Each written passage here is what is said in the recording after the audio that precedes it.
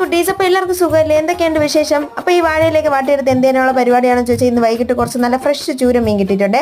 അപ്പോൾ നല്ല ഫ്രഷ് മീനായതുകൊണ്ട് തന്നെ അതിൽ നിന്ന് വേറെ നല്ല ഫ്രഷ് ആയിട്ടൊരു ഐറ്റം കിട്ടിയിട്ടുണ്ട് കേട്ടോ. അതായത് ഇതാണ് ഇതിൻ്റെ മീനിൻ്റെ പരിപ്പ് എന്നൊക്കെയാണ് ഇവിടെ പറയണത്. അപ്പോൾ നിങ്ങളോട് എന്താണ് പറയണതെന്ന് ഒന്ന് കമൻറ്റ് ചെയ്തേക്കണം കേട്ടോ. ഇതിവിടെ എല്ലാവർക്കും ഭയങ്കര ഇഷ്ടമാണ്, പക്ഷേ ഇത് എപ്പോഴൊന്നും കിട്ടാറില്ല കേട്ടോ. നല്ല ഫ്രഷ് മീൻ കിട്ടുമ്പോൾ മാത്രമേ നമുക്ക് അതിൽ നിന്ന് എടുക്കാൻ പറ്റുള്ളൂ.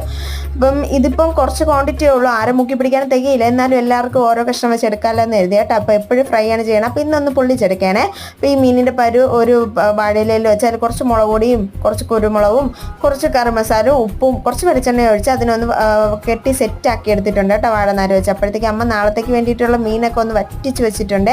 സൂപ്പർ ടേസ്റ്റാണ് കേട്ടോ. പിന്നെ അതിനുശേഷം നമ്മൾ ദോശക്കല്ലെടുത്ത് വെച്ച് അതിൽ കുറച്ച് വെളിച്ചെണ്ണ ഒഴിച്ച് ഈ ഒരു ഐറ്റം വെച്ച് മറിച്ചും തിരിച്ചും ഒക്കെ ഇട്ട് നന്നായിട്ട് പൊള്ളിച്ചെടുക്കണേ.